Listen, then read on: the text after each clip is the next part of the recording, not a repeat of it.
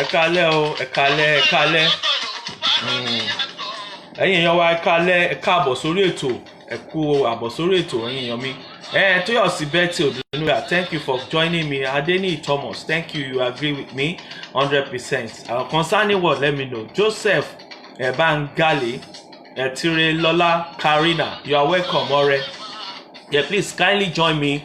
This is a new episode of Ojasope's Corner. Thank you for joining me. Ẹ káàbọ̀, ọmọ Yorùbá ni mí, ọmọ Oòduà tọkàntọkàn ni mí. Ẹ̀yin tẹ́ ẹ bá gbọ́ mi ẹ jẹ́ kí n mọ̀ kí n interpret ẹ̀ ní èdè Gẹ̀ẹ́sì àbí broken pidgin English. Ojasope òun ló wà lórí ètò yìí. Ojasope ló ń sọ̀rọ̀. Òun ló ń rọ̀ bí òwe báyìí. Èmi Ojasope ni ẹ kálẹ́. Gbogbo bí kiri tẹ́ bá wà, Barisatu, kọ́lọ̀ ń fọrùn kẹ́ Barrister.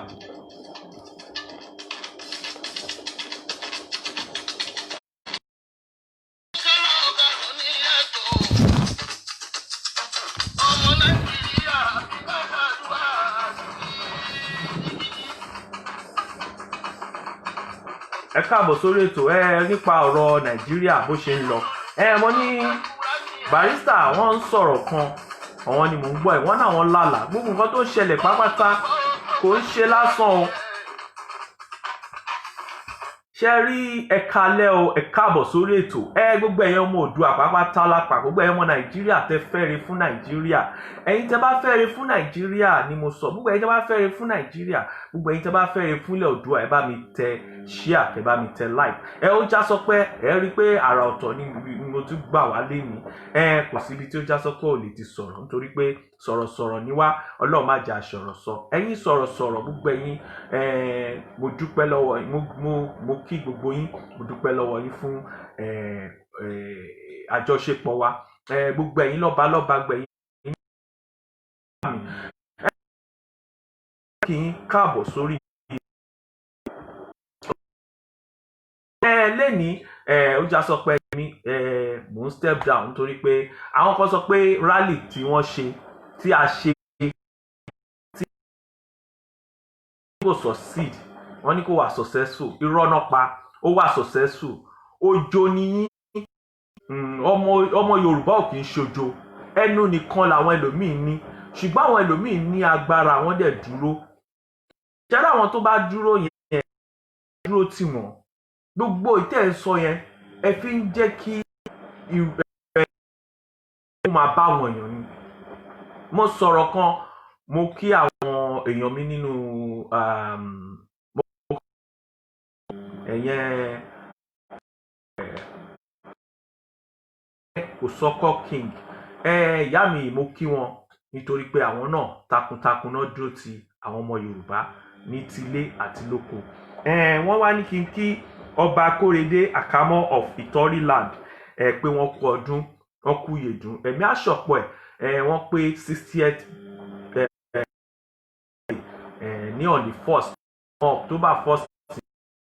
Bàbá pẹ́ lẹ́sẹ̀, ẹ darí wa pẹ́. Ìyẹn Ọba Akórèdé Àkámọ́ of Ìtọ́rí land, Princess Ọmọlàbákẹ́ Kòsọ́kọ́ King, àwọn náà kí mo yàbàrà nítorí pé mo láti kí àwọn tó ní ààyè lórí platform mi láti ṣe bó ṣe wù mí. Barrister sọ̀rọ̀ kan, orin yẹn ni mo play wọlé, controversy, ó dàbí controversy orin yẹn. Ẹ lọ gbọ́ orin yẹn yẹn. Ẹ rí pé àwọn èèyàn kan wà ní Nàìjíríà tán dàbí Barrister tẹ̀ sọ, oníkọ́pọ̀ òun lálàlà, oníkọ́pọ̀ òun Joseph òun òkèà. Tẹ́ bá lọ gbọ́ orin yẹn, ẹ rí pé gbogbo nǹkan tá à ń ṣe sìn ló wà ńbẹ̀. Gbogbo ẹ̀yin tẹ́ bá nífẹ̀ẹ́ Barrister, tẹ́ bá nífẹ̀ẹ́ Fẹlá, àníkọ́ ẹ̀yin tẹ́ bá nífẹ̀ẹ́ Barrister, bóyá on flag mi ni, I don't know, mi mọ̀ nǹkan tó ṣẹlẹ̀. GBK Ahmed, you are welcome, thank you. I'm watching from Asaba Delta. Asaba, my Collins Dominic, thank you very much. Olowo Egba, that's my brother. Asaba, wetin we dey talk na simple thing about Nigeria. Nigeria, no, it can't continue. Let me tell you, let nobody deceive ourselves. We can't continue deceiving ourselves. Ghana, where you see there, they don't even reach Lagos, and they are doing fine. Even Kenya, all other African countries, we just call ourselves giant of thief. That is what we have. the cankerworm wey dey for Nigeria wey dey eat Nigeria e don degenerate like when HIV carry person, that person no go even na just to dey use drug. You know say when HIV catch person tí àrùn jẹjẹrẹ bá múyàn ẹ rí pé àrùn yẹn ò lè kúrò téèyàn yẹn máa fi kú, ṣùgbọ́n àwọn máa fògùn pa ni, bọ́rọ̀ Nàìjíríà wà nìyẹn. Ṣùgbọ́n ògùn tó tiẹ̀ wá ń lò láti pa jẹjẹrẹ yẹn kò ṣiṣẹ́.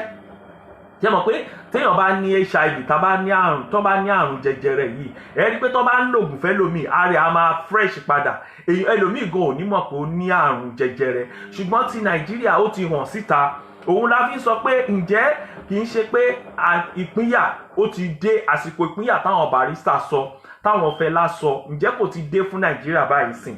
Barrister sọ lòun làlá kan, ó ní Arẹwà máa wà, ó ní Biafra máa wà, ó ní Oòduà máa wà. Òun ni mo play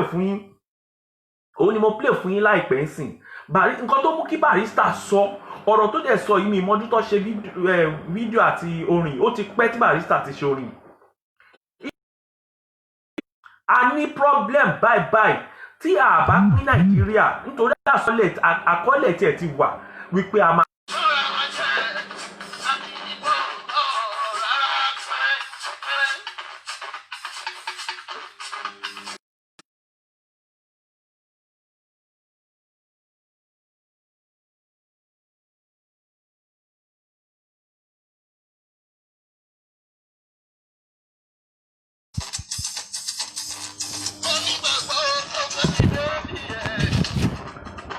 Ẹ má bínú, ó dàbẹ̀ pé mo láti change network yẹn.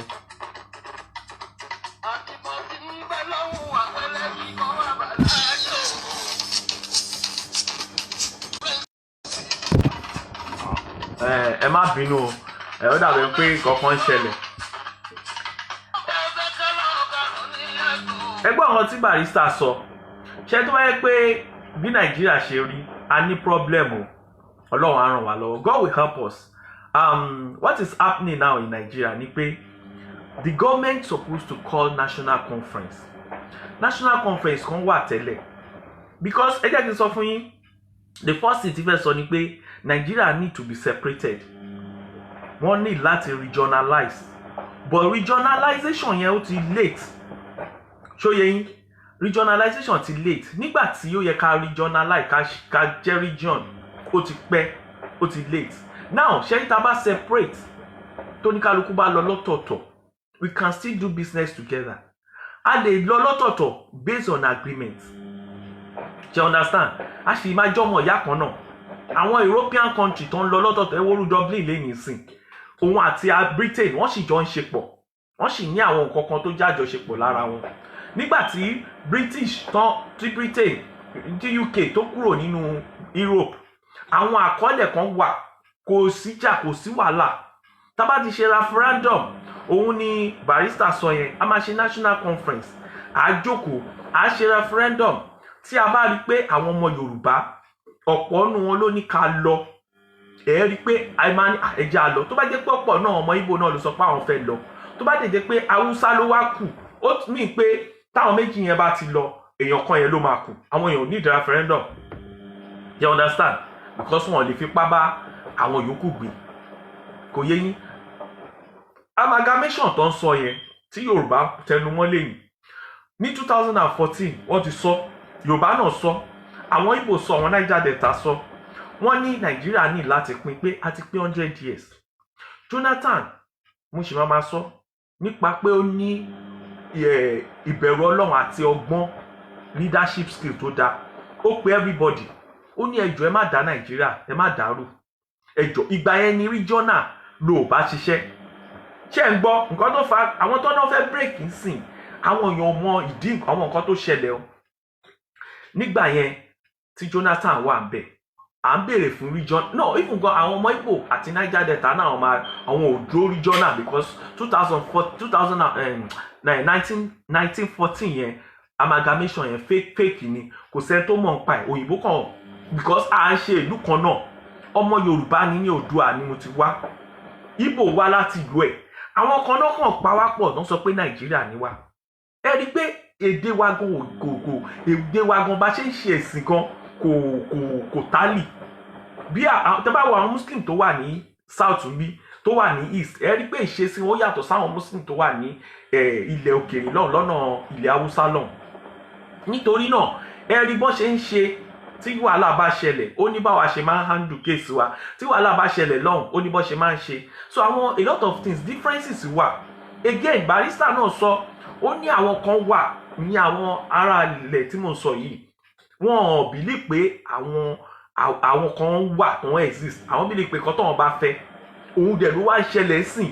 Àwọn bàbá yẹn ti sọ tipẹ́ wípé ó máa ṣẹlẹ̀. Ṣé ní gbogbo àwọn tó bá sọ pé kò lè ṣeé ṣe yẹn wọ́n ń fi orí wọn gbèpè ni, nítorí pé àwọn kìíní ó dàbí pé spiritually àwọn kan ti rí àkọọ́lẹ̀ ni. Nítorí náà àwọn tó ń gégùn fún wọn sìn, àwọn ọmọ wa tó ń gégùn fún wọn tó ń ṣépè fún wọn sìn, wọn ò parọ́, nítorí pé ìyà ti jẹ wọ́n, ìyà ń jẹ wá, àdẹ ní nǹkan tá lè ṣe. A ti try democracy wọn títí Nàìjíríà kò work. Democracy ta try tó yẹ pé gbogbo ọmọ wa wá di ritualist. Àwọn ọmọ wa believe pé tọ́n bá tí fi ìtọ̀yà wọn ṣògùn owó, tọ́n bá tí lo ẹ̀jẹ̀ wọn, tọ́n bá tí lo even àwọn politician gan wọn ò believe lórí election. Tọ́n bá lè rig wọ́n á lo ìyàwó wọn, ọ̀kan lo ọmọ wọn, ọ̀kan lo nǹkan ní wọn. Gbogbo yẹn ò need. Ẹ wò lóyìnbó tó wà yìí wọn ò lo gbogbo nǹkan yẹn, wọ́n dẹ̀ ń gbégbé ayé àlàáfíà. Ṣá ní láti para wa ká tó lówó ni àbí ká tó ríṣẹ́? Ẹlòmíì kó tó ríṣẹ́ wọ́n á ní kó lọ gbẹ́bọ, ṣó nídìí ni? Ẹlòmíì kó tó ríṣẹ́ á kọ́kọ́ lọ kó gbogbo owó fún pásítọ̀, á kó owó fàáfà, á kó owó fún babaláwo. Gbogbo yẹn ò need. That is why tẹ bá wà nílùú òyìnbó ẹ gbọ́ mo ti wà níbí nísìn kò ó ṣe díẹ̀ èmi kẹrin bẹ́ ṣe rí mi mo máa ń argue kò ṣe pé argument mo máa ń try láti máa get àkọ́ ọ̀rọ̀ lọ́wọ́ wọn èèyàn gan tó bá dẹ̀ sọ̀rọ̀ tí ò yé mi tí mo rí pé mo mọ̀ pa ẹ̀ máa bẹ́ẹ̀ fà. Sorry for that.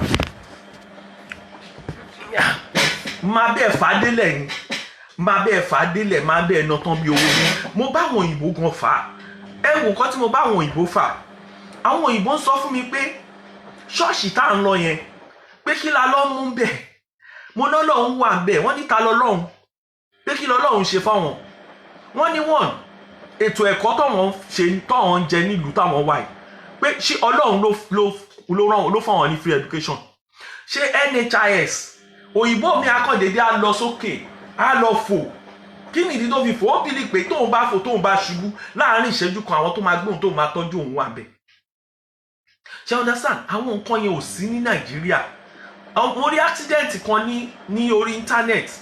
Accident yẹn for almost 4 hours kò sí paramedical kankan tó wá, kò sí doctor, kò sí nurse, kò sí anybody tó wá. But ìlú ìbílí pé ìwọ try tó bá wá sí London ìwọ kan wá as holiday maker or tourist kó kàn ṣubú sílẹ̀ lẹ̀ láàárín ìṣẹ́jú kan wàá rí pé ambulance máa débi tó wà yẹn, wàá rí pé níbi lẹ́lẹ̀ tó wà yẹn náà ti máa tọ́jú ẹ. Ṣé understand? Ẹ̀dẹ̀ sọ pé Nàìjíríà ò ní nígbà yẹn àwọn Igbo àti Yorùbá wọn ń kín. Igbo tẹ̀ sọ pé àwọn fẹ́ dàgbò ẹ̀rù nípa àwọn ò fẹ́ wà.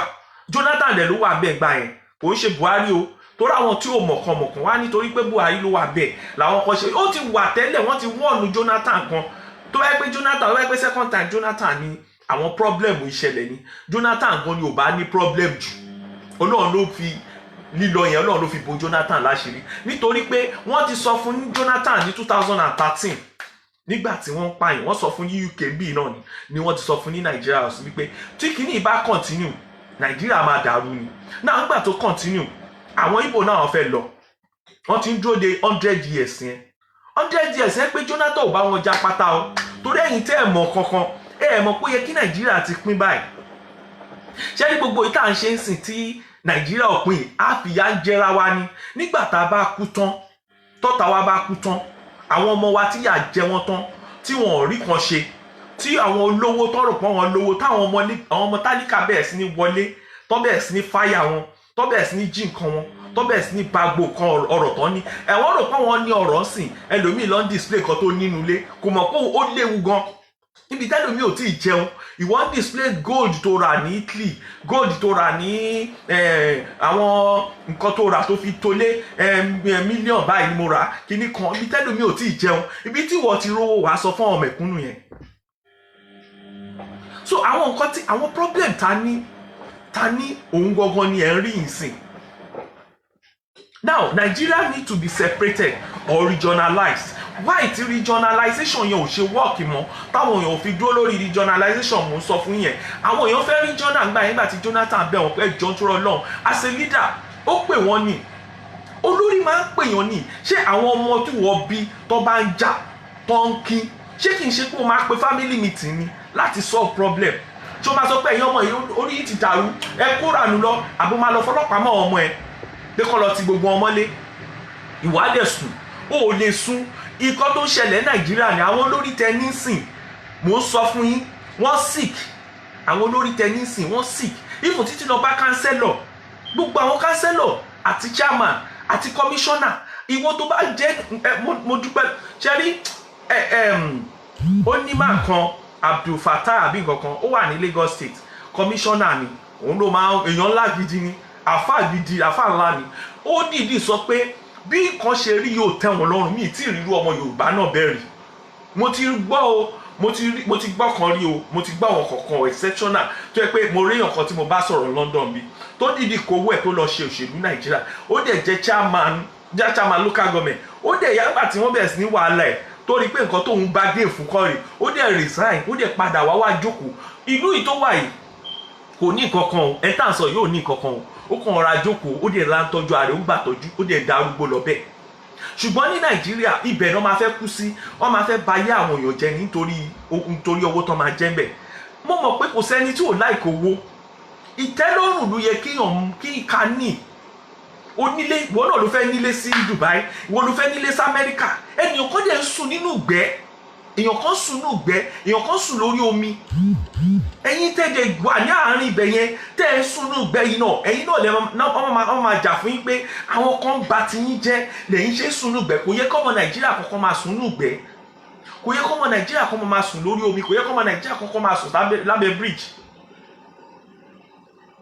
eléyìí ó yẹ kó tó gẹ́ wọn ò ní láti sọ fún yín kẹ́ tó jáde gbogbo àwọn bàbá abẹ́nibọ́dì tó ń sọ fún yín mo ríyàn kan tó ń sọ̀rọ̀ mi kàn fẹ́ dárúkọ ẹni mo wà disappointed tó o bá nọ́rọ̀ sọ fi àwọn tó fẹ́ ṣe kí nílẹ̀ fi kan jẹ́ kan ṣe nítorí pé tó bá wá dòun tán ìgbà yẹn lẹ́sẹ̀ máa bí Nàìjíríà bí àwọn èèyàn wá ṣe rí nìyẹn tí nǹkan tó bá ń jà fún kò ṣe Nàìjíríà nìkan nígbà tí mo lọ wo fíìmù kan nílùú yìí nǹkan tó ṣẹlẹ̀ wọ́n fi ṣe fíìmù fún wa history ni báwọn obìnrin ṣe gba òmìnira wọn bó ṣe di pé àwọn obìnrin àtọkùnrin wọn wà ipò wọn dẹ̀ gbowó kan náà àwọn obìnrin tó jà fún kínní ọkọ wọn kọ̀ wọ́n àwọn ọmọ wọn kọ̀ wọ́n wọ́n lù síṣẹ́ wọn ṣùgbọ́n gbẹ̀yìn ìgbà táwọn obìnrin wá di èèyàn àwọn ọkọ wọn padà wá bá wọn ni gbogbo ẹ̀yin tí ẹ bá lè sọ̀rọ̀ tẹ́ mọ̀ pé sọ̀rọ̀sọ̀rọ̀ ní àbí ẹ jẹ́ leader bẹ́ẹ̀ wọ́n máa ń gbọ́rọ̀ yín tẹ́ bá mọ̀ pé ẹ ní kankan ṣe lọ́rọ̀ tó wà lẹ̀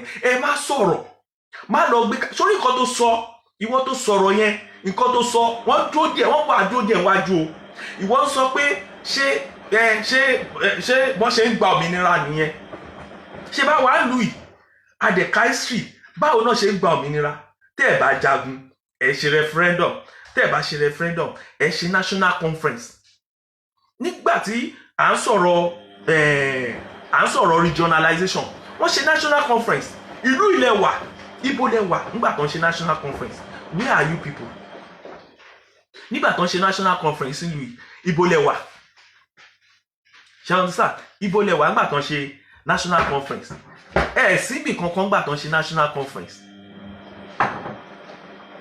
nígbà tó ń ṣe national conference gbogbo yín kò sẹ́ni tó sọ̀rọ̀ national conference yẹn dẹ̀ ló bá tún Nàìjíríà ṣe dáadáa ó ní gbogbo èrò oríṣiríṣi ló wà ńbẹ̀ náà gbìmọ̀jọ ní gbogbo Nàìjíríà pé ẹ jẹ́ ká ṣe báyìí tí gbogbo ìlú òfin ní túká ẹni gbà yẹn ní àwọn kan nítorí pé àìmọ̀kan ẹni gbà yẹn ìyẹn kúrò ńbẹ̀ ṣe understand now mo ò ní pẹ́ púpọ̀ lórí ètò yìí ní àtúwásọ̀ lórí ẹ tó bá nọ̀rọ̀ sọ lórí yẹn kó sọ fún wa yẹ Kọ́láwọlé Oṣegan Akíntúndé Ọlásùnbọ̀ thank you Jọkẹ́ Aṣubiaro you're welcome ẹ bá wa share program yìí ẹ bá wa share ṣe gbọ́ ẹ bá wa share program yìí so nǹkan tá à ń tà láti sọ ni pé Nigeria needs to be separated or regionalized. What is your take? My friend from Asaba, this thing has been on ground for long, not today. Those who are saying it has been long, that it has been overdue that Nigeria needs to be regionalized. But when the regionalization was not managed very well by our people, that is when we decided to say we want to separate. And the separation will pay every one of us, because we can no longer stay together as a country, as a nation. So that is the problem we have now. Now, the other one is why African countries are maltreating and sending Nigeria packing. Yes, it's because we are together and we are useless. Nigeria are together and useless. Tell me, what is your achievement as a Nigerian? Even your people, even the unborn children are crying from their mommy's stomach that Nigeria is suffering. Nothing to benefit. Those who are living are crying. Those who are dead still crying. Some Nigerians are dead. They are beside the wall. What di alàgbà ògiri ilé tó dúró tó ń ké wípé Nàìjíríà ti bàjẹ́. Wọ́n ṣe mistake. Nǹkan tó yẹ kán ṣe, wọ́n ṣe at the right time. So àwọn nǹkan tẹ́mi kàn expect ní gbogbo ẹ̀yin tẹ́ jẹ́ leader, ó yẹ kẹ́ jókòó kẹ́ wo kí àwọn èèyàn báwọn èèyàn ṣe ń ké, báwọn ọmọ Ìgbò ṣe ń ké tó ń pa wọ́n lójoojúmọ́, bí Yorùbá ṣe ń ké tó ń pa wọ́n lójoojúmọ́, bí Haúsá ṣe ń ké tó ń pa wọ́n lójoojúmọ́, bí Niger Delta ṣe ń ké tó ń pa wọ́n lójoojúmọ́, bí Middle Belt ṣe ń ké tó ń pa wọ́n lójoojúmọ́. Ṣé ó dìgbà tó bá délé yín ni? For example, ní last week, ọmọdébìnrin kan, ọmọ kékeré ní South West, ó kú ikú tó yẹ kó kú. Ọmọ 25 years ó kúkú high blood pressure.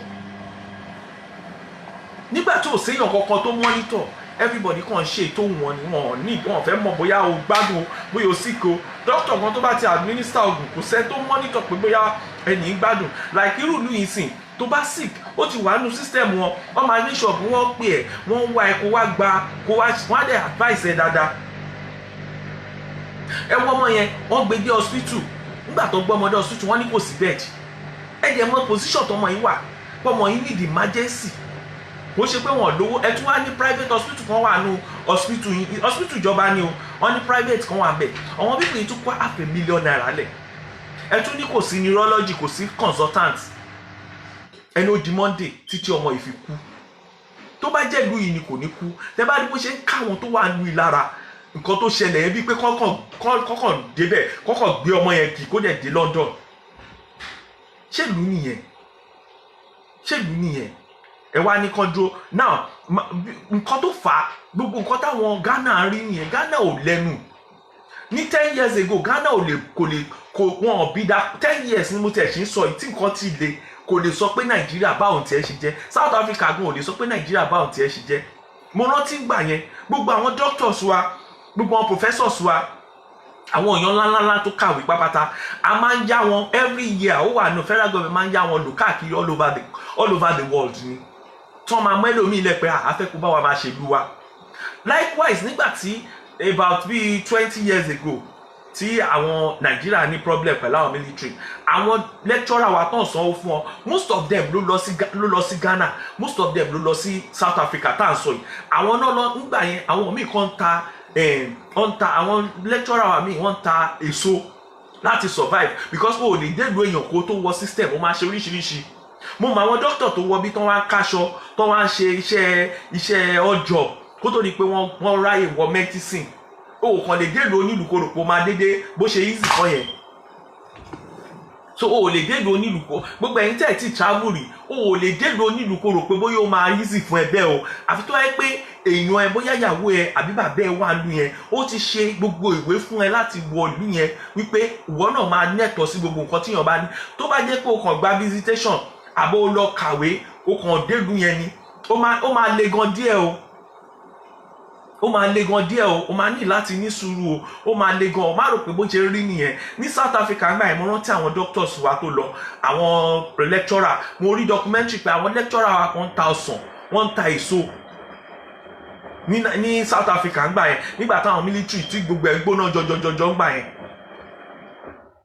so kò ń ṣe nǹkan tó easy afẹ́gbòmìnira tẹ̀yìn sọ ẹ̀yin tẹ́ wá ń sọ̀rọ̀ sìn òmìnira yìí ti wà ńlẹ̀ tipẹ́ tẹ́ ẹ̀ bá mọ story ẹ lọ mọ story ẹ̀yin tẹ́ ẹ̀ sọ pé ogun máa ṣẹlẹ̀ ogun kankan ò lè ṣẹlẹ̀ kò sẹ́ni tó fẹ́ jagun wọ́n ti sọ fún yín tẹ́ ẹ̀ bá mọ̀ kẹ́ béèrè ẹ má kàn máa sọ̀rọ̀ ọ̀rọ̀ tẹ́ ẹ̀ sọ wọ́n ń ṣépè fún yín tẹ́ ẹ̀ bá mọ̀ wọ́n ń bọ́ra sí òwò fún yín wọ́n ń wọṣọ òdì fún yín ẹgbẹ́ yín dákẹ́ tẹ́ ẹ̀ bá lè sọ̀rọ̀ nǹkan tọ́mọ Yorùbá fẹ́ nìyẹn one voice of Yorùbá gbogbo gúrùpù oríṣiríṣi tí Yorùbá ní lágbàáyé gbogbo wọn náà support ẹ̀ ṣẹ́ni tó bá support ẹ̀ tó bá dé stage kan ó máa sú àwọn olórí ìlú ni ó máa dẹ̀ sú ìlú àwọn ìlú òyìnbó àtàwọn tó wà ní charge bíi United Nations ó máa sú gbogbo wọn ni wọ́n máa ní láti sọ fún ìjọba Nàìjíríà pé ó yá pé referendum ó kó ṣètò bọ́n ṣe ń ṣe ọkàn dá sí so kí ni nǹkan tẹ̀ ń sọ Yorùbá Oòduà ó ti wà ńlẹ̀ ẹ lọ gbọ́ Barrister tí mo play fún yín ó sọ pé kó tó kú ni ó ti pẹ́ Barrister ti sọ tí kìíní Yorùbá wà ńlẹ̀ báwo ni Barrister ṣe mọ̀ pé Oòduà Republic máa wà Barrister ti sọ náà ẹ wo nǹkan tí mo play yẹn lọ wò controversial ni.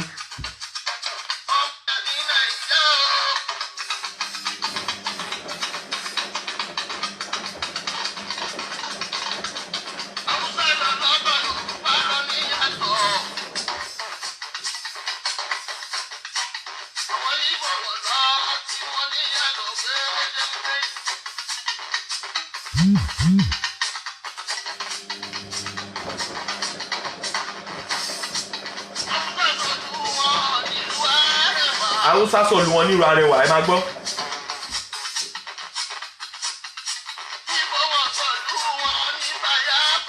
Ìgbò sọ̀lù wọn ní Biafra ṣẹ́ ń gbọ́.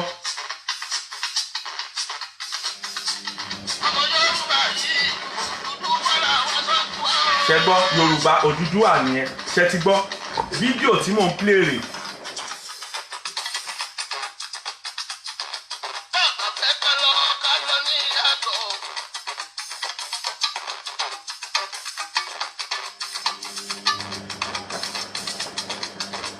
ẹ bá mi share program ẹ bá mi share.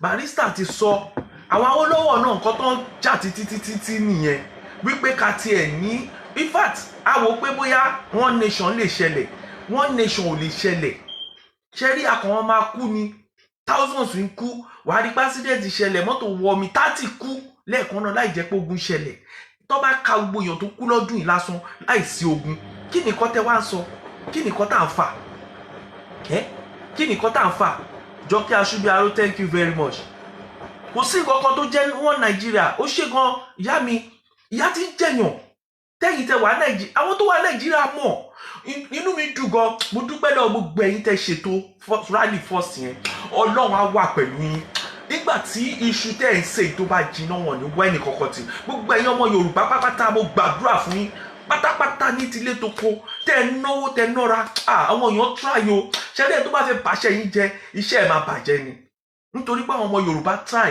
mo ń ké nígbà tí mo rí bá àwọn ọmọ Yorùbá ṣe ń dáwó wọ́n ń try ẹ wò ó sìn èèyàn kan wá lòun ẹ̀pọ̀ àwọn èèyàn wàá máa ní kó máa dáwó káàkiri wọ́n máa dáwó láti Amẹ́ríkà dáwó láti London dáwó fẹ́lẹ̀ ìjọ ò la fẹ́ ṣe yẹn dà ṣé àwọn ò ní àwọn tó wà lóyìnbó yẹn tán àbáwọn tó wà káàkiri yẹn ṣé àwọn ò ní nǹkan fowó ṣe ni àwọn tó dẹ̀ ń jí owó àwọn olè àwọn jàgùdà látòrí councillor látòrí chairman látòrí commissioner látòrí minister látòrí presidency gbogbo àsọ̀rọ̀ gbogbo pa kìíní kan tó yẹ kó council gbogbo nǹkan tó yẹ ká jókòó ká council pa whatever kò yẹ kó sí local government náà máa náà ní pa local government tó jẹun kánú tó yẹ pé àwọn èèyàn ló yẹ kó fi àwọn kan tó jẹ pé mechanic ni vulcanizer ni òun náà ló ń ṣe pa orí burúkú kan tó yẹ kó jókòó sí di vulcanizer kó máa ṣiṣẹ́ owó ẹ̀ kó máa pa owó tí ó yẹ pé alálùbáríkà òun náà ló máa bá wọn pín owó ẹ lè jókòó kẹ́ ṣiṣẹ́ alálùbáríkà mo ti sọ lóyìnbó kan fún yín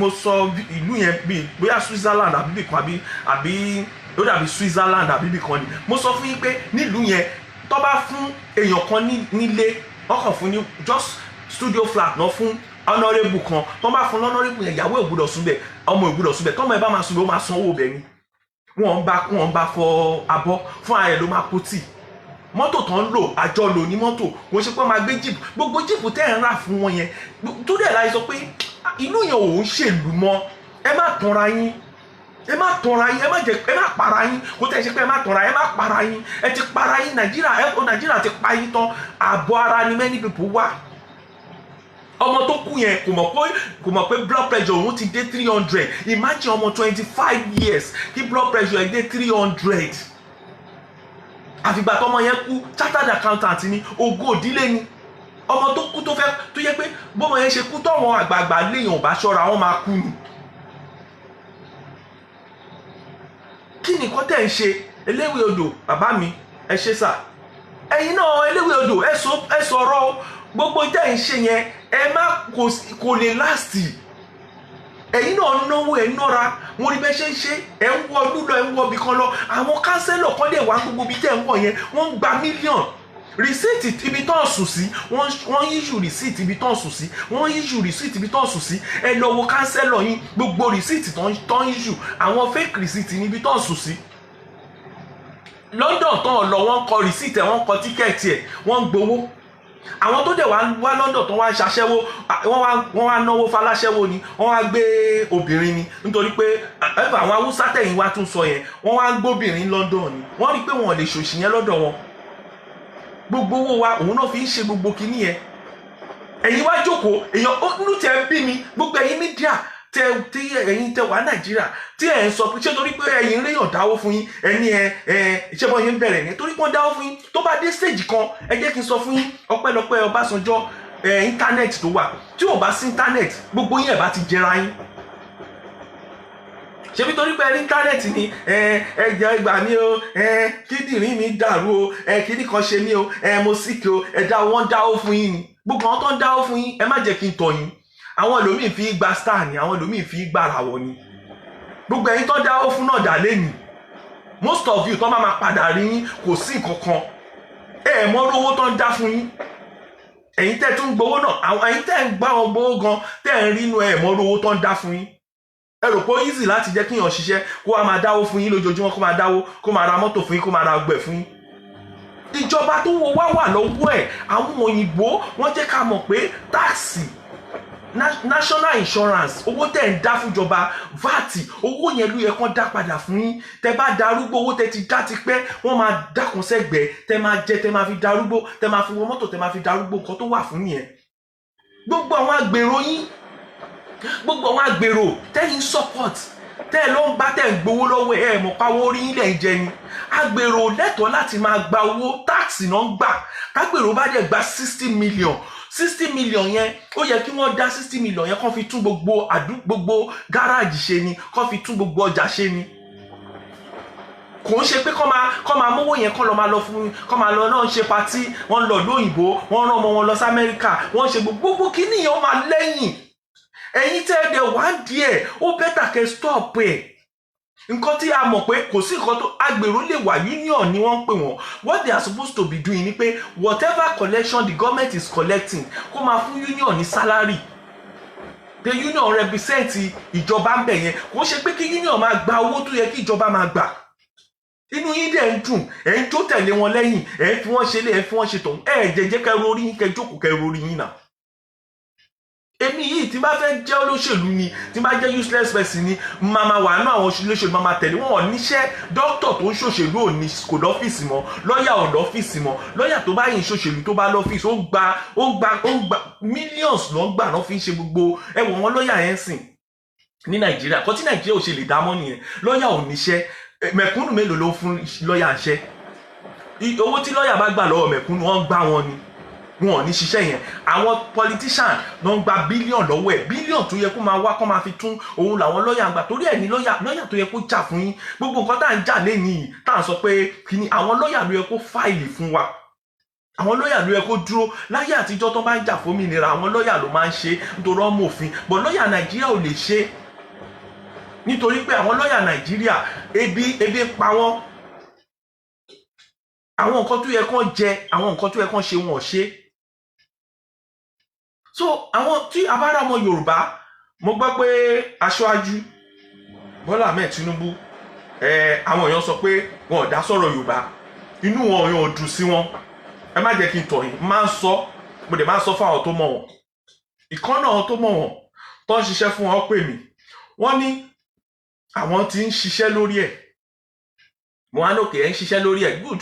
A fẹ́ kí gbogbo àwọn èèyàn tó jẹ́ pé wọn ò ṣe dáadáa fún ọmọ Yorùbá. Ẹ jẹ́ n sọ dáadáa tèmi ń sọ o. Aṣíwájú lè máa fún yín lówó kó máa fún bóyá ó fẹ́ ṣe patí. Ìyẹn kọ́ náà ń pè ní pé èèyàn ṣe dáadáa. Principle àti policy ló yẹ kó wà nílẹ̀. Tí Aṣíwájú bá sọ lẹ́ni pé ókè o, àwọn gbé fund kan lẹ̀ fún gbogbo South West. Káàtó sọ pé South West kó má lè kú fún Nàìjíríà pé ókè gbogbo ẹ̀yin tẹ́ ti jí owó rí o, gbogbo ẹ̀yin olówó ẹ máa donate owó síbẹ̀. Ẹ wá pé ìjọba tó jẹ́ government, ìjọba ẹ fún wa ní oye díẹ̀díẹ̀ báyìí ká fi kún. Gbogbo àwọn ìyá wa tó kákọ́ bẹ̀rẹ̀ látòrí àwọn boys, àwọn tó ń ṣiṣẹ́, gbogbo àwọn tó ń tẹ̀lé yín, ìmí vulcanizer ni ó ti ń tẹ̀lé olóṣèlú sí nítorí pé kò ríṣẹ́ ṣe mọ́, iná ò ṣiṣẹ́, jẹ́nà ó ti ń tòlé olóṣèlú torí ẹ̀ lẹ́fẹ̀ẹ́ rí gbogbo wọn. Ẹ rí Oǹdó bí àṣẹ jẹ wọn tó lóòdó yẹn, ẹ wo bó ṣe pọ̀ tọ́nà àwọn obìnrin wí. Ẹ lọ wádìí wọn, ìmí ò lè jẹun ẹ̀mẹ́ta nítorí 2,000 naira tó máa fún wọn ní rálì yẹn lẹ́fi rérò. Ẹ má bẹ̀rù, ìyà ló jẹ́ kẹ́ máa rérò yẹn, kò ṣe pé Nàìjíríà dáa. Tẹ́ bá lọ pè wọ́n, àwa nínú òṣèlú yẹn àwa náà ti ṣe rí. Nǹkan tari tó ń fún wọn ni pé gbogbo èrò tẹ́ rí yẹn wọ́n ti láti wọ́ọ̀dù kankan, láti àdúgbò kankan ti píìkì àwọn tó jẹ́ tiwọn. Wọ́n fún wọn ní bóyá 2,000 naira, wọ́n máa dẹ̀ sanwó mọ́tò wọn tó bá ti débi tán ti fẹ́ ṣe campaign, wọ́n á há 2,000 naira ẹ̀ fún wọn. Kò ṣe pé wọ́n nífẹ̀ẹ́ pátì yẹn lẹ ṣe rí wọn. Nǹkan tẹ́ ṣe rí àwọn èèyàn yẹn ni pé because of that 2,000 naira, tó ẹ má bẹ̀rù bí Nàìjíríà ṣe dáńsì nìyẹn, kò dẹ̀ ń ṣẹjọ́ àwọn pípọ̀ yìí ṣẹ́ ni. Ṣùgbọ́n tó bá yẹ pé owó policy wà nílẹ̀ tó yẹ kó ti guarantee as a Nigerian citizen, as South West citizen, as ọmọ Oòduà citizen, tí n bá níṣẹ́ tí mo dẹ̀ lè confine pé mi níṣẹ́, màá gba 2 naira. Ẹ tó wà màá gba bíyà 20,000 naira or 30,000 naira lóṣù.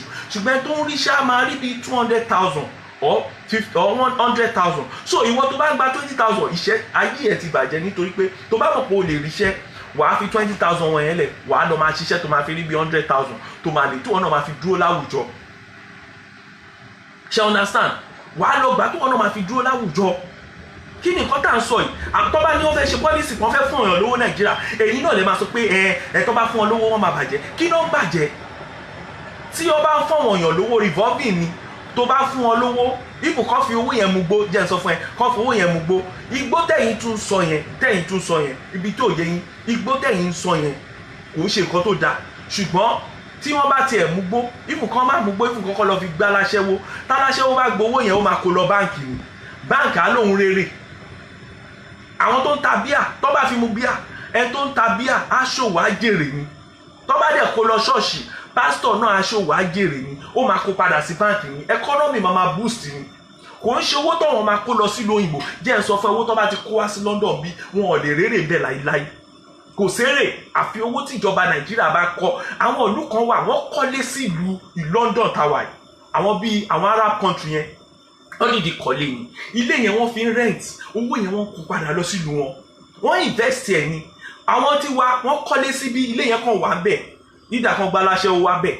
Ọ̀ kí ilé yẹn kan wà bẹ́ẹ̀, kan tì mọ́ bẹ́ẹ̀, kan dẹ̀ máa san tax bẹ́ẹ̀. Kí ìyà máa jẹ Nigerians. Àwọn bíi Qatar, ṣé Qatar ni wọ́n dìde wọ́n dralé multi-story buildings America, wọ́n fi rẹ́ǹtì fún àwọn ará America, wọ́n dẹ̀ pa owó wọn kó lọ Nàìjíríà. Ilé wo ni Nàìjíríà ní níbi tó rent? Investment wo ni Nàìjíríà ní níbi tó bá yá wá náà wọ́n bọ̀ Abakun, àwọn bọ̀ bí wọ́n bọ̀ London, wọn ò wá ṣe nǹkan kan lọ́dọ̀ mi kì í rí wọn kán wá ṣe nǹkan kan. Oníkálukú nílé tán lọ tán gbé, wọ́n máa kàn lọ́lé wọn, àwọn tó dẹ̀ bá wọn ṣe ètò ilé wọn, àwọn yẹn náà máa bá wọn bẹ̀. Wọn ò ṣe nǹkan kan, wọn ò ṣe conference kankan, because tó máa ṣe nǹkan kan bíi ni ẹ̀ rí pé Nàìjíríà ti dá. Wọn ò wá conference kankan, wọn ò wá sí seminar kankan. Ṣé àwọn tó bá tún wá pè wọ́n pé kán wá síbí, wọ́n wá kàn wá. Ṣé rí ẹgbẹ́ sọ fún gbogbo àṣírí ibẹ̀, kò sí nǹkan kan. Tó bá gbọ́ pé ọ̀gá ẹ̀ kan lọ sí London, kò lọ ṣe nǹkan kan London, ó kàn wá sílé, ilé tó fowó rà, kò sẹ́ni tó sunbẹ̀, ó kàn wá sunbẹ̀ ni. Àbí kàn ọmọ ẹ̀ kàn wá bẹ̀, kàn ọmọ ẹ̀ máa, àwọn ọmọ wọn ò dẹ́ sóúnjẹ. Ṣé rí àwọn ọmọ wọn, wọ́n kàn máa pe, wọ́n waste owó gan ju kí ló dálẹ̀ lọ. Ojoojúmọ́ náà máa ń gbé àwọn oúnjẹ tó wọ́n náà máa ń rà. ẹ̀yin dẹ̀ jókòó Nàìjíríà ẹ̀ lè jẹun ẹ̀kan ẹ̀ tún praise wọn ó ti dé ìgbà míì ẹlòmíà dé wọn á lọ gbé bandset wọn á lọ gbé pàdé ẹ̀ wípé ó ti dé okòwò yín kó wá síbi ẹ̀ tún wá ibi tí àti jẹ yẹn tún wá ń pàdé ẹ̀. So àwọn problem tá a ní Nàìjíríà nìyẹn àwọn problem tá a ní Nàìjíríà ó pọ̀ gan now torí ẹ̀ ní Ghana ti ráṣìírí wa Ghana ṣe wá pè wá lólè ṣe bí nǹkan tí ọmọ Nàìjíríà ṣe bí Ghana ń ṣe South Africa tó ń sọ yẹn South àwọn ló lè South Africa ó lè ní wọn aṣẹ́wó ni wọn mo mọ̀ wọ́n dáadáa ní London mo mọ̀ wọ́n mo dẹ̀ àwọn ọ̀rẹ́ mi tó dẹ̀ lọ sí South Africa wọ́n sọ fún wa kò sí wọn kì í ṣiṣẹ́ but just torí pé Nàìjíríà kò síbi tí Nàìjíríà sì dé tá a excel ó yẹ ká lè excel nílé but torí pé ilé àwọn aninilára ti pọ̀ jù káńsù kó tó kẹ́rù wa kí káńsù tó kẹ́rù kí gómìnà tó sọ pé òun fún táàsì kún kí gómìnà tó ní kó lọ kó ẹrù bí kan kó lọ kó nǹkan kan kó tó ní kó lọ wó sọ kó lọ wólé ẹ máa wo ibo náà ti ń ṣerú ẹ̀ mi ìríjọ́ tó wó sàn bí mi ìríjọ́ tó wólé ń bírí mi ìríjọ́ tó wólé léyàn lórí ń bírí mi ìríjọ́ tó wó sàn léyàn lórí even Ghana wọn ò lè dédé wólé lé ẹ lórí Nàìjíríà náà wólé lórí nǹkan tó dẹ̀ ṣe wólé ní Nàìjíríà lórí torí pé nǹkan tí Nàìjíríà ṣe ń bí Nàìjíríà náà ṣe wólé lé wọn lórí wọ́n mọ̀ ọmọ Gani àwọn ọmọ wọlé lé Nàìjíríà lórí wọ́n mọ̀ ọmọ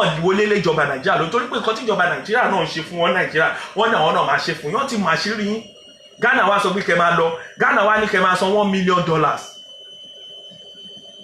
ṣé $1 million bí $100,000 mi kò tẹ̀ yé mi mọ́ ní Ghana ní kẹ́yìn máa san ṣẹ́yìn sọ bẹ́ẹ̀ fún Ghana ẹ wọ̀ wọ́n South Africa wọ́n wá bẹ̀rẹ̀ sí ní ṣe campaign against Nigeria wọ́n single-handed Nigeria síta wọ́n ní Nigeria ló ń ṣolóṣó Nigeria ló ń gbé drug Nigeria ló ń ṣe lé Nigeria ló ń ṣe tọ̀hún ó kò dẹ̀ rí bẹ́ẹ̀ nígbà tó lọ bá Nigeria High Commissioner ó ti sún yẹn gan àwọn oríṣiríṣi ìfà revolution tó ń lọ ní South Africa sìn Nigeria láti kúrò bẹ́ẹ̀ tí Nigeria ò bá kúrò bẹ́ẹ̀ problem máa ṣẹlẹ̀ ọlọ́mọ ẹ̀kọ́ pa gbogbo àwọn tó wà ní South Africa tán tẹ bá wo nǹkan tó ń ṣẹlẹ̀ lọ́wọ́lọ́wọ́ báyìí Nigeria High Commissioner yìí gan ó rẹ̀ ni ó try láti sọ pé kí ni àwọn ọmọ ṣé àwọn ọmọ Nàìjíríà kí ló dé dẹ̀ single-handed dé Nàìjíríà mo mọ̀ gbà táwọn àwọn doctors mo rántí ìgbà tó ń build South Africa orí burúkú yìí Ọbásanjọ́ pẹ̀lú àwọn African leader akówólẹ̀ àwọn doctors wa àwọn professionals wa náà kọ́ dìbẹ̀ yẹn mú àwọn tó yẹ pé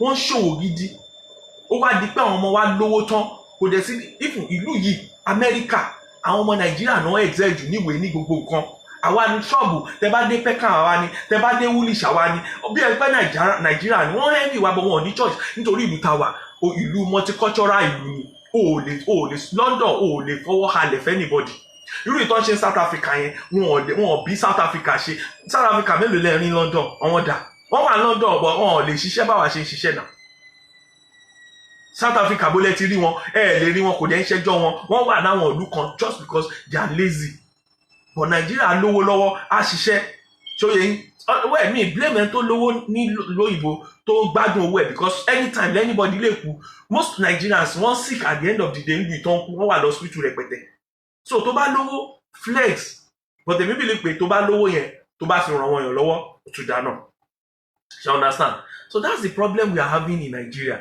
lórí yẹn another issue ni security personnel ẹ wọ àwọn SARS mo wo fídíò kan báwo lọ́lọ́pàá ṣe máa wọ́n ti ṣe kíní ẹ̀bà last year 2 years ago àwọn ọmọ méjì kan wọ́n dẹ̀ mú wọn ní yahoo làwọn ọmọ yẹn mi wọ́n ṣe yahoo wọn náà jí fóònù wọ́n dẹ̀ mú wọn dáńfó báyìí wọ́n dẹ̀ pa wọn àwọn ọlọ́pàá yẹn torí pé ó yẹ kó máa ṣe firing squad ó yẹ kó ṣòfin torí pé ẹ̀yin Nigerians àjókòó tábàlà fẹ́ ṣe òfin yìí sìn pé òkè àwọn ọlọ́pàá yìí gbogbo àwọn tó bá jalè wọn ò gbọdọ̀ pa wọn ìfúngọ àwọn tó bá pa wọn ìwọ tó bá jẹ́ civilian tó bá pa olè wọ́n máa pa wọn náà ni náà ó ní láti lọ òfin kan wà nírú ìlú yìí tó ṣe ní years back ní ìrántí òfin yẹn ni pé anybody tó bá mú láti jófin wọn láti fojú ẹ̀kún òfin ó gbúdọ̀ pa everybody láti lọ sí court ìwọ tó bá pààyàn Nàìjíríà ó yẹ kó pa ẹni ọlọ́pàá tó bá pààyàn ṣe ló yẹ kó fi sí firing squad báwo lọ́lọ́pàá ṣe máa mú olè tí ò kú bí ìgbà tí ò pa ẹran ó dẹ̀ pa báyìí pa kí ló dé ìgbà tó ń ṣe Boko Haram ọlọ́pàá ọmọ tèmi ní Ṣàgámù ọlọ́pàá ó pàdé ọmọ mi ọmọ ìkéré ọmọ 17 years ó ní torí pé ó ń fóònù ó ń bẹ̀gbẹ́ sọ̀rọ̀ torí pé ó ń lo fóònù ó dẹ̀ ní kó mú 300,000 wá ó dẹ̀ mú ọmọ yẹn jáde ọmọ wa ọkàn wa ò balẹ̀ ń sìn especially àwọn tó bá wà lóyìnbó tó bá ná ọmọ Nàìjíríà táwọn ọmọ wa jàjà ń lo fóònù tó ń lo nǹkan everybody ọkàn wa ò balẹ̀ o lè ra mọ́tò fọmọ ẹ̀ ń sìn wá ní yahoo ni o lè ra fóònù ńlá fọmọ ẹ̀ wá ní yahoo ni kó tó rí wọ́n ti pọmọ lọ́mọ ẹ̀yin Nàìjíríà lè jókòó síbẹ̀ dẹ̀ níwọ̀n Nàìjíríà ni ẹ ronú náà èèyàn gbogbo ẹ̀yin tẹ́rí èpè náà ló máa èpè yẹn ó máa jà yín nítorí pé àwọn obìnrin ti bọ́ṣọ fún yín wọ́n ti bọ́ra sí òfin wọ́n ti wọ ìwòdò fún yín ìwọ tó bá mọ̀ pé o wà náà àwọn tó sọ̀rọ̀ má sọ̀rọ̀ mo ń sọ fún yín o kò ń ṣe pé threat lélẹ̀ àwọn èèyàn ti ṣépè fún yín o wọ́n ti gégùn ẹ jẹ́ kí n sọ fún yín lẹ́yìn odù àtẹ̀yìn rí tẹ́ ẹ̀ bá mọ̀ àwọn èèyàn ti ṣe ètùtù oríṣiríṣi wọ́n ti ẹ má rò pé bóyá wọ́n kàn déédéé lọ ṣe odù àtẹ̀rìn wọ́n ti rìn o ìwọ tó kàn jáde tó wá ní ẹ ṣé bọ́ yẹn ń ṣe Oòduà nìyẹn àwọn kan Sunday Igboho kan sọ̀sì ó sọ̀sì ìdìbàjẹ́ èèyàn mélòó lẹ́rí tán pa torí pé gbogbo ètùtù tán ṣe àti gbogbo àdúrà tán ṣe òun ni Buhari ò fi ṣe nǹkan tó fẹ́ ṣe Buhari fẹ́ pa everybody ni gọ́ọ̀mẹ̀ntì yẹn wọ́n fẹ́ lọ pa anybody ni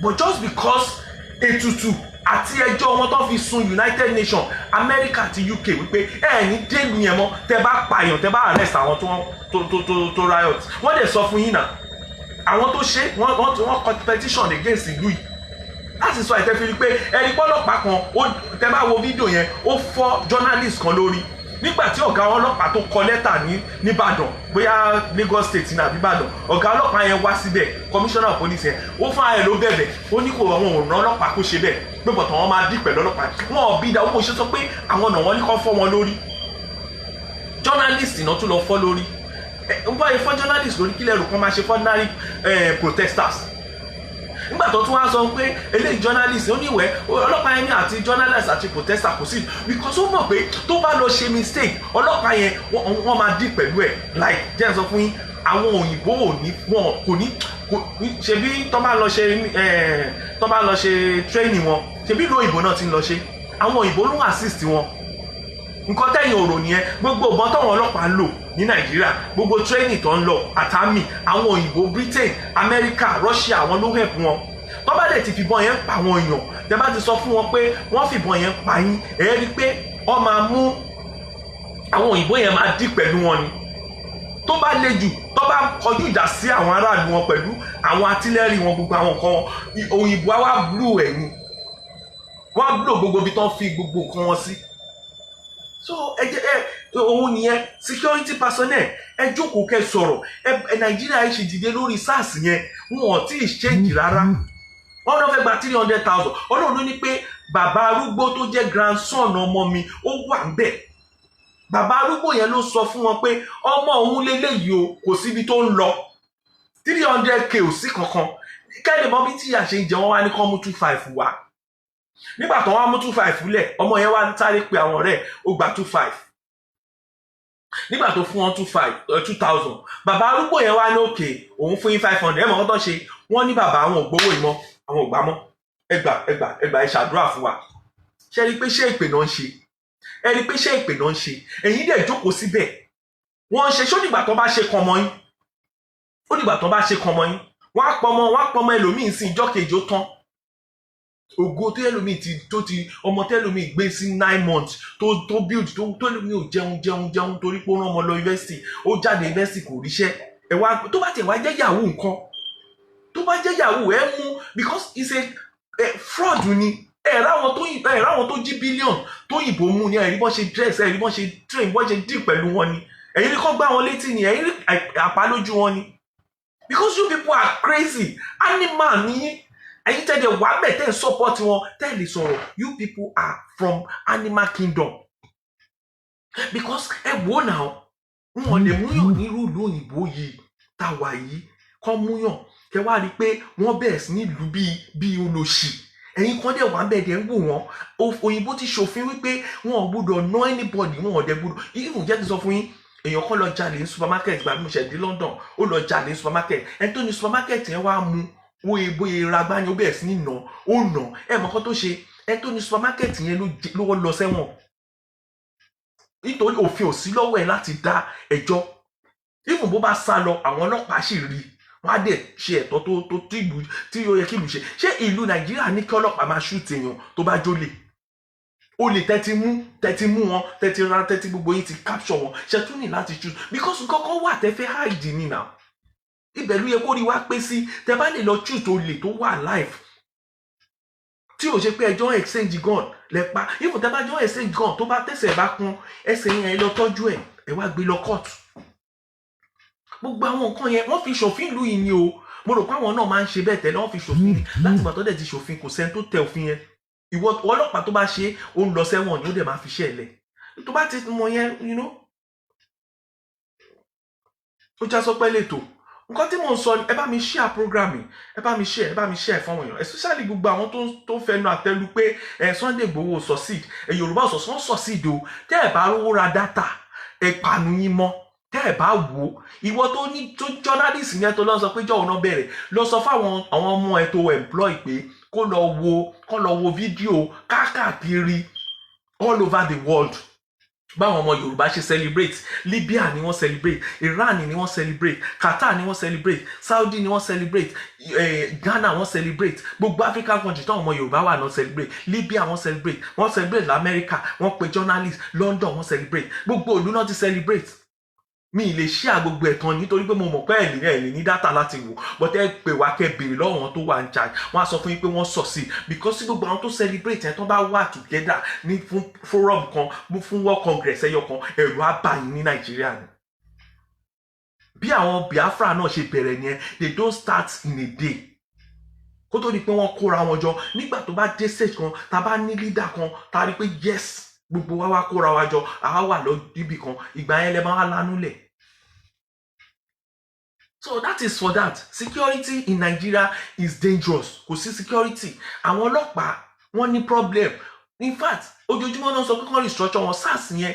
They need to, I don't know why. Tí nǹkan ò ṣe lè possible Nigeria. Iná rèé, bó ṣe ná Nigeria nílùú yìí, òun ni Jonathan ṣe. Wọ́n pín náà, wọ́n privatize ẹ̀ dàrú. NHIS, wọ́n lo NHS níbí. NHIS yẹn àti NHS. Ọpẹ́lọpẹ́ pé díẹ̀ tó bá sọjọ́ dálẹ̀, àwọn kan ṣì ń lo kò parẹ́ o. Nítorí pé mo ní blood mi tó ń jẹ́ pé òun ló fi ń survive dè ní tó bá jẹ́ pọ́lọpẹ́ NHIS tó bá sọjọ́ dálẹ̀ Nàìjíríà wọ́n ń ṣiṣẹ́ o. Lóòótọ́ wọ́n bà gbogbo ẹ̀jẹ̀, wọ́n kówó jẹ ńgbà ayé Buhari, wọ́n ti wá dá gbogbo ẹ̀rú ni, kò àmọ́ ibi tó lọ. Ṣùgbọ́n bó ṣe dàrú tó, àwọn tó òfin yẹn ṣì wà ńlẹ̀, àwọn kọ̀ọ̀kan ṣì benefit ẹ̀. Ṣé understand? Àwọn kan ṣì benefit ẹ̀. NHIS, bó ṣe ní NHS nílùú yìí tó yẹ kó ń gba ìwòsàn kò ń ṣọ̀fẹ́. NHS yẹn owó kan wà tó máa ń yọ lára wa, wọ́n pè ní NI. Tó bá yọ NI yẹn, òun níbi tó ń yọ owó wọn pensioner sí. Òun làwọn Nàìjíríà ń kó jẹ yẹn. Pension scheme tó ń ṣe tó bá sọjọ́ dálẹ̀, private pension scheme, mo witness, mo gba owó tèmi. Wọ́n dẹ̀ tún jẹ mí lówó tí máa lọ gbà tí n bá wà Nàìjíríà. Ó dẹ̀ wà okay. Lóòótọ́ generally wọ́n lè bà gbogbo ẹ̀ jẹ́, but at least àwọn nǹkan kan wà tó yẹ pé irú government today mo expect kó ṣe dáadáa, kó perfect ẹ̀. Bùkà kó perfect ẹ̀, rubbish, corruption, ọkàn lọ mú nǹkan tó yẹ kán mú mọ́, nǹkan tó yẹ kán ṣe náà ń ṣe. Àwọn nǹkan tó yẹ kán pa, wo national conference yẹn, mo expect kí Buhari kó dé kó mú national conference táwọn bàbá yẹn ṣe, àwọn ọmọ wa, àwọn ẹ̀gbọ́n wa, everybody tán ṣe kó lò. Ibẹ̀ ni ìdánilẹ́kọ̀ọ́ nípa bí Nàìjíríà ṣe máa dá wà. Ó dàbí ìgbà tán ṣiṣẹ́ fún ẹni, tó gbé kinní fún ẹ pé gbà wọ́n ti gbé textbook fún ẹ, lọ máa kàn máa copy.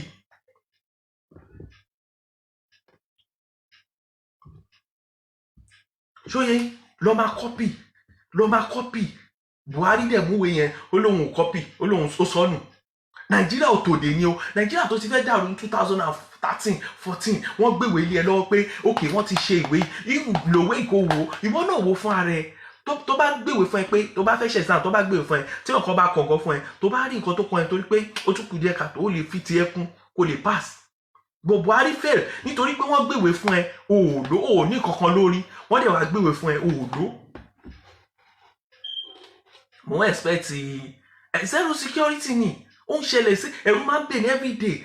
Èmi mo náà ọmọkùnrin Nàìjíríà yìí, mo lóbìnrin, ẹ̀rù máa ń bà mí, mo nílé Nàìjíríà, ẹ̀rù máa ń bà mí everyday ni pé ok ṣé báwo ni iṣẹ́ jíire o, ibi tó lọ èèyàn á máa travel Nàìjíríà, wàá máa béèrè pé ṣé ti dé Bega, ṣé ti dé kínní, ṣọlọ́pàá ò kí lọ ọlọ́pàá ṣe ṣé wọn ọlọ́pàá yóò harass yín ọmọ mi gbolo ti dé jọ máa gbogbo yẹn ò nídìí tó bá jẹ́ ìlú tó dáa ni nígbà táwa wà kékeré wọn àti àwákùnrin yẹn àti ẹ̀mọ̀ pé kò sí nǹkan kan tó dẹ̀ ṣe wá gbogbo ojú ẹlẹ́gba onípàánù ní Ìkẹjà ní Òṣòdì ní lóòru ní 12 o'clock 1 o'clock àárín ni tabasa ti rí kábúkábú kàwọ̀ ó lè wọ́ kábúkábú ń sìn.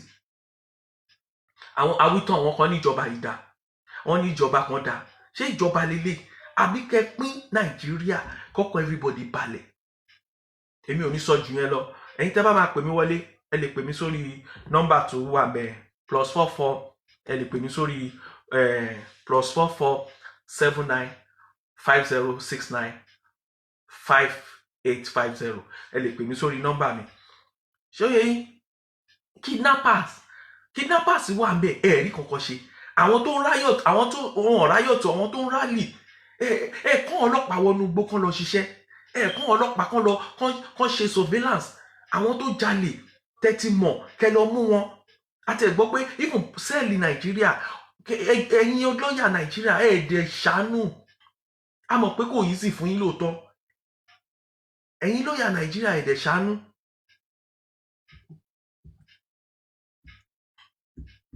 ẹ̀yin lọ́ọ̀yà Nàìjíríà ẹ̀ẹ́dẹ̀ ṣàánú ẹ ṣàánú ra ẹ dìde sẹ́ẹ̀lì gbogbo sẹ́ẹ̀lì máa sọ̀rọ̀ sẹ́ẹ̀lì létà àwọn ẹ̀wọ̀n wa àwọn aláìṣẹ̀ pọ̀ ń bẹ injustice pọ̀ Nàìjíríà ẹ̀yin lọ́ọ̀yà Nàìjíríà kí lẹ̀ ń ṣe ẹ̀yin tọ́mọ yín ṣe lọ́ọ̀yà ẹ bá wọn sọ̀rọ̀ nítorí pé owó èpè ní most of them ń gbà tẹ́ bá lè ràn wọ́n èèyàn lọ́wọ́ Ọlọ́run á bless yín owó politician ni gbogbo yín fẹ́ gbà kò rí bẹ́ẹ̀ lu yìí lọ́ọ̀yà ń ṣiṣẹ́ fún ìjọba ni wọ́n dẹ̀ ń ṣiṣẹ́ fáwọn èèyàn ordinary people náà ń ṣiṣẹ́ fún kò ṣe pé ò ní sanwó wọn bá owó tán bá fún yóò tó àwọn ibi tí yàrá ti ń jẹyàn wọn lọ́ọ̀yà dìde sí ni wọ́n dìde ní local government by local government ibi àwọn lọ́ọ̀yà tó máa ń ràn wọ́n lọ́wọ́ wọ́n tó bá lówó láti ṣẹjọ́ ó lè pẹ́ ṣùgbọ́n wọ́n á sì ràn ẹ́ lọ́wọ́ Nàìjíríà lọ́ọ̀yà mélòó ló ń ṣe bẹ́ẹ̀ lọ́ọ̀yà mélòó ló ràn wọ́n lọ́wọ́ lọ́ọ̀yà mélòó ló ràn mẹ̀kúnnù lọ́wọ́ Nàìjíríà.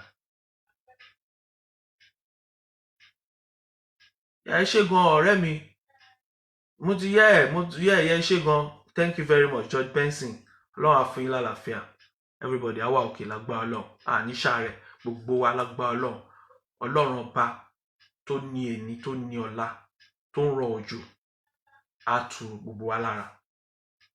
so àwọn nǹkan tí mo sọ ni ẹ bá mi share program yìí ẹ share gbogbo ẹ̀yin ọmọ Yorùbá ẹ má bẹ̀rù kò sẹ́ni tó lágbára kọ̀ọ̀kan Ọlọ́run ló ní agbára.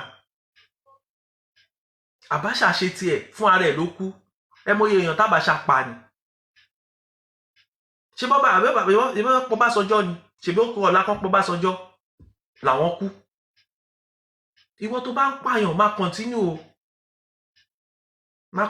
kó má pààyàn ìwọ tó bá ń ṣe kidnapping má continue ṣùgbọ́n ó bẹ́tà kẹ má ṣe mọ́ kò sí nǹkan kan bẹ́ẹ̀ nígbà tí Nàìjíríà lé àwa yìí náà wà bẹ́ẹ̀ ṣé ló yẹ káwa náà gbébọn ṣé ló yẹ ká ṣe kidnapper ṣé ló yẹ ká ṣolè ṣé ló yẹ ká ṣe 419 gbogbo nǹkan yẹn torí pàjọ́ ọmọlúwàbí là ṣe lè ṣe.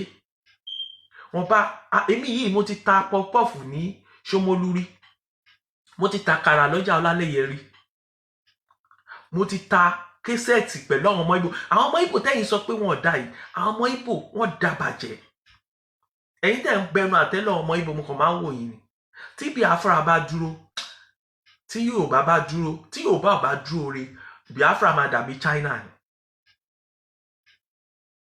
ṣóye yín kò síṣẹ́ táwọn ọmọ Ìgbò lè ṣe kò síbi tán ti ń jalè kò síbi tán ti ń kẹ́gẹ́ alẹ́ Ìgbò ń jalè Yorùbá ń jalè gbogbo wa ni ẹni tílẹ̀ bá mọ́ bá ní bàrà o Yorùbá ń gbáyàn èèyàn kan pariwo lánàá Ìgbò ló gbá ilé Yorùbá ò gbáyàn ìfò òyìnbó gan gbáyàn òyìnbó gbáyàn tẹ́ ẹ̀ bá mọ̀ òyìnbó gbáyàn ẹ lọ wo tẹlifíṣàn wọn kan wà tẹ́ pé àwọn òyìnbó tó ń ṣe fraud wọ́n wà bẹ̀rẹ̀ pẹ̀tẹ̀ wọ́n ń ṣe fídíò lórí wọn báyìí live tó máa mú wọn báyìí tẹ́ ẹ̀ bá débẹ̀ ní kẹlẹ́ débẹ̀ kò síbi tí ìṣe ò sí ó kàn pọ̀ jura wọn lọ ni Ọlọ́run á ràn wá lọ́wọ́ àwa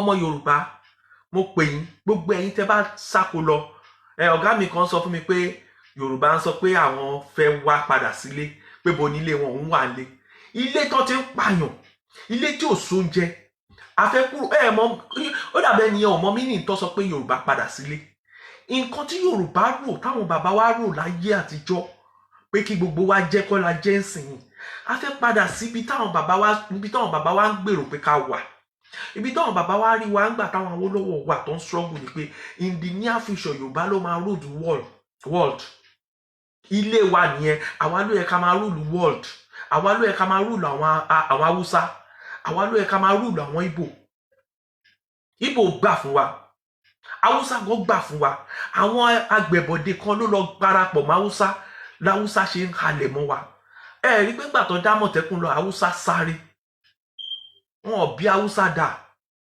kó ṣe pé àwọn èèyàn wa ò lógùn àwọn oògùn tó ń lọ àwọn bàbá wa ó sì wà lẹ́bàá gbà tí Jésù sì sẹ́gbẹ̀ẹ́ kan àwọn ewé àtegbò sì wà tẹ́ ẹ̀ bá mọ̀ ó sì wà táwọn èèyàn ń lò tó bá lò dáadáa. so àwọn nǹkan tá à ń sọ nìyẹn Nàìjíríà gbogbo àwọn ọmọ wa ò save mọ́ bíi pé kẹ́lómi kọ́ ọmọ ẹ̀kọ́ Nàìjíríà ni àwọn olówó yẹn ṣe kọ́ ọmọ àwọn garage boys ṣe kọ́ ọmọ wá sí London wọ́n ṣe kọ́ ọmọ lọ sí Amẹ́ríkà àwọn garage boys tó ń pààyàn if àwọn kidnapper ọmọ wọn ò sí Nàìjíríà kidnappers ọmọ wọn ò sí Nàìjíríà àwọn agbèrò ọmọ wọn ò sí Nàìjíríà ọmọ ọ̀tá tó bá jàjà lówó báyìí ọmọ ẹ̀ abroad ni politician tó bá di councillor lẹ́yìn ọmọ ẹ̀ abroad ni gbogbo wọn ló fẹ́ kọ́mọ wọn wà labroad kọ́mọ wọn wà ní good place gbogbo wọn ló lọ ń kọ́ estate Banana Island náà ló pọ́n wọn save gbogbo ibi tó ń lọ yẹn wọ́n lọ ń secure ara wọn síbẹ̀ ni tálíkà mélòó ló lè dé Banana Island kó wọ even láàrin Ṣómólú gan tẹ́sítẹ̀tì mi bá wà bẹ́ẹ̀ tọ́wọ́n lówó tó jẹ́ wọn lówó lónìí o ò lè débẹ̀ tó bá fẹ́ wọlé security wà bẹ́ẹ̀ so àwọn nǹkan tí ó yẹ kí ká rò nìyẹn àwọn nǹkan tó yẹ ká rò nìyẹn àwọn nǹkan tó yẹ ká rò nìyẹn ẹ jẹ́ ká ronú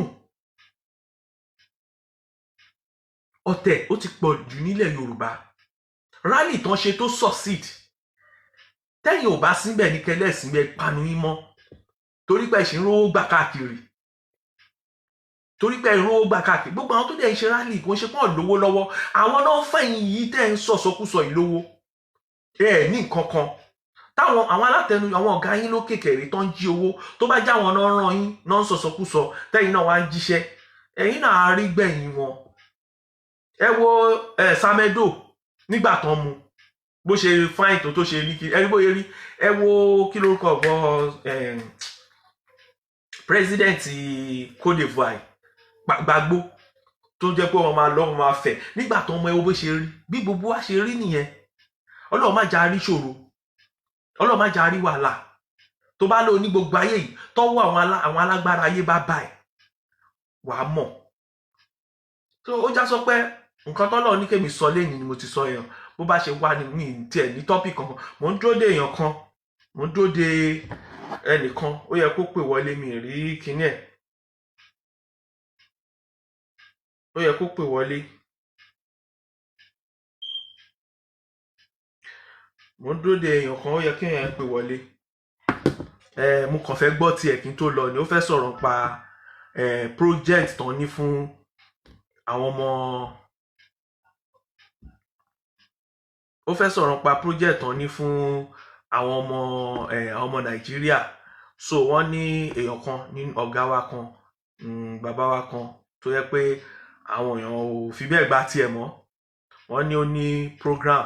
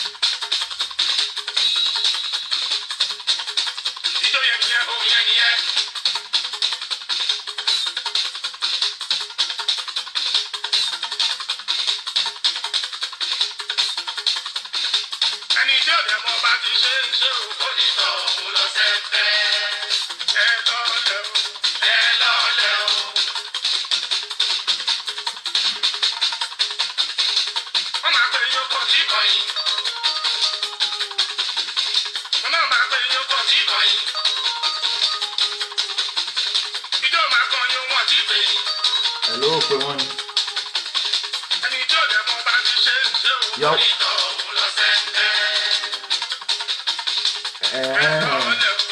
Okay, all right then. Yeah, let's change that. Ever be share. I like topic here, Abi. Bye.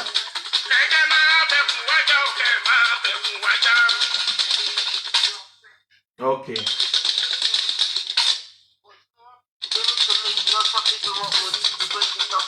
Okay. Okay. Ashegun, God bless you. So, you are the one I'm expecting. I thought you were going to call in so that we can share your views with people. But yeah. Okay, thank you very much. Okay, thank you very much. Ashegun, so that's my sister. Yeah, thank you. Anyone do it? Emma Bino. So I think I'll be leaving. Tí n bá rẹ̀ ẹni tó pè wọlé láti contribute. Thank you very much. Gbogbo ẹ̀yin tí mo rí àtẹ̀yin tí mi rí ẹ ṣé gan. Ó já sọ pé òun ni ó ń sọ̀rọ̀ lálẹ́ yìí lórí ìkíní wípé Nàìjíríà ó yẹ ká pín. Ìkejì wípé kí nìdí tí àwọn African country, especially South Africa àti Ghana, kí ló dé tó fi ń dún mọ́ wa. Ìkẹta ni pé àwọn SARS, àwọn àmì wa, ẹ bá wa sọ fáwọn ajá yín kán so owó àgbéjẹmọ́wọ́, kán fi àwọn ọmọ wa lẹ̀, kán yé pa àwọn ọmọ wa. Láti bí ọdún 3 láti wà ń dìkínì, ó sì ń ṣẹlẹ̀. Ọ̀ṣínbàjò vice president ìlú Awólọ́wọ̀ lẹ ti wá. Ẹ pé àwọn àmì yìí, ẹ pé ọ̀gá àwọn ọlọ́pàá yìí sẹ́. Anybody ò gbúdọ̀ kú mọ́sẹ̀. Tẹ́ bá sọ pé wọn ò gbúdọ̀ shoot anybody láì jẹ́ pé wọ́n lò gan, wọ́n attack wọn àbọ̀ gbébọn. Anybody tó bá jẹ́ pé ó ṣe fraud ni o, ó ṣe yahoo ni o, ẹ ní right láti arrest wọn. Ṣé understand? Ẹ ní right. Téèyàn bá ṣe yahoo ó ṣe fraud. Ẹ wo America, gbogbo àwọn tó ṣe fraud yẹn wọ́n ti wà lórí investigation for long. Ìgbà tán rí ibi tí evidence wà, kò ṣe pé kàn máa múyàn títì. Kò ṣe pé máa múyàn títì. But ṣé ẹ̀yin ìjọba Nàìjíríà ṣé ẹ mọ̀ nǹkan tẹ́ ń ṣe ni? Ṣẹ́yìn èèyàn tó wà Nàìjíríà ṣé ẹ mọ̀ nǹkan tẹ́ ń ṣe ni? Ẹ lè sọ fún àwọn people pé enough is enough ni. Báwo lọ́lọ́pàá ṣe máa múyàn títì tó máa sọ pé olè ni ẹ́? Tọ́lọ́pàá bá máa múyàn wọ́n á ti máa ṣe even mọ́tò gan, kò ń ṣe gbogbo mọ́tò lọ́lẹ̀ máa dá dúró. Àwọn òyìnbó á ti get number, registration number, colour, type of motor, aṣọ tí èèyàn yẹn wọ̀, wọ́n á ti rí, wọ́n á sọ pé ìwọ ọlọ́pàá tó wà bí báyìí bá wa dá dúró. Èèyàn tí ẹ fẹ́ dá dúró, ẹ ti mọ̀ pé yes, ọwọ́ ti bá wọn. Kò ń ṣe pé èèyàn kọ́kàn máa lọ, ẹ máa ní ẹbọ ló ti lélẹ̀, ẹ kíní kan, ẹ gba fóònù nọ́mbà ọmọ ọlọ́mọ, ẹ máa yẹ̀ wò. Ẹ wá kó gbó sí wọn lọ́wọ́. Wọ́n tẹ̀ tún ní ọgbọ́n kan àtẹ̀tún wà. Ẹ̀yin gan fúnra yín tẹ́ bá gba fóònù, ó ní nǹkan kan tẹ́ máa ṣe, ẹni kan ṣí fóònù wọn. Privacy ni now. Ẹ ṣe investigation, ẹ ṣe bí civilized people now. Ẹ ṣàánú now. Kí lẹ̀ ń lọ lóyìnbó fún training tó bá yá. Ìjọ kan tó ń show fídíò àwọn àmì wa tó ń gbé ẹsẹ̀ bákan. Wọ́n ní Nàìjíríà kìíní. Mo ní yẹ̀yẹ́ ni wọ́n wá ṣe, kò sí nǹkan kan. Ẹ wo bó ṣe ń treat àwọn èèyàn Nàìjíríà. Ẹ wo báwọn tí ẹ lè rí àmì tábì bá jáde, omi ìpọ́n fẹ́ wàhálà ti ṣẹlẹ̀ lù wọ́n fẹ́ ràn àwọn èèyàn lọ́wọ́ ni. Kò ń ṣe wàhálà bí ogun, bóyá omi ṣẹlẹ̀, omi dà sí gbogbo àdúgbò, àbí nǹkan kan jàmbá kan ṣẹlẹ̀, lámì máa jáde, á jẹ́ pé ọwọ́ ọlọ́pàá ọ̀ka ni. Àmì Nàìjíríà kan máa rìn lọ, á lọ sí wọn á kọ lọ pé àmì wa á lọ sí búkà kan, á bẹ̀ sí ni máa discipline àwọn èèyàn bí ẹni pé Ọlọ́run kọ́ ló ṣẹ̀dá wọn. Well, lálẹ́ iná ibi tí máa parí ètò ìsírí, ẹ̀yin èèyàn mi, ó já sọ pé ẹ bá mi share, ẹ ṣé gan gbogbo ẹ̀yin Yorùbá, ẹ fọkàn balẹ̀ o. Ibi tó bá dé, á ti wà lẹ́nu ẹ̀ tipẹ́ o. Àwọn tó bá mọ̀ tán kán sọ pé àwọn ò mọ̀ tán. Ẹlòmíì ò mọ̀ nǹkan tá à ń ṣe, ó kàn rí wa pa jáde, ó bẹ̀rẹ̀ sí ní sọ̀rọ̀. Àwọn bàbá wa ti ń ṣiṣẹ́ ìbọ̀, àwa kan la tún wá gbé. tàjẹ́ ṣe ń gbé àwọn kan tún yìí máa gbé. So Yorùbá mo fún yín ní kudos, congratulations, èyí tẹ́ ṣe yìí àṣeyè lẹ máa ṣe, a máa ṣàṣemọ́dún lórí iṣẹ́ yìí, a dẹ̀ máa gbèrè ìgbà tá a bá gbà wọn ò ní fẹ́ ní kankan nu wa ṣe àwátì. Ó já sọ pé ire o, mò ń lọ nìyẹn o. Mo kí ọba Akórèdé Àkànmú onítọ̀rí of Ìtọ̀rí land fún ayẹyẹ ọjọ́ ìbí 60th birthday tó ṣe láti kíní ló ní kí princess Ọmọlàbákẹ́ Kòsọ́kọ́ King ló ní kí gbogbo ẹ̀yàn lọ́jọ́ ìbí náà gbogbo yín ni mo kí o títí mo ẹ ṣé gan, ó dìgbà, ó di àárọ̀ o.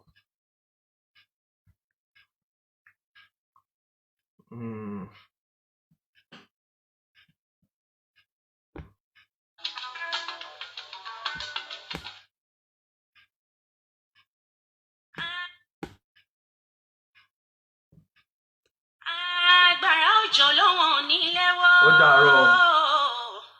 Onílé yọ̀hún nígbà fún. Gbogbo ìmọ̀ràn ẹni bí aláròpin. Ọlọ́run yóò ní fún ọ ṣe. Ọwọ́ ahọ́n kò kíkùn títí kọ́ bá mú. Àṣà ọlọ́run ni.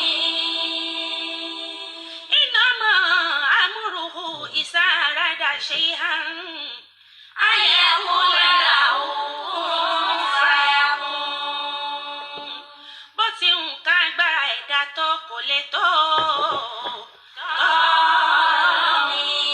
ó dìgbà, ó dàárọ̀.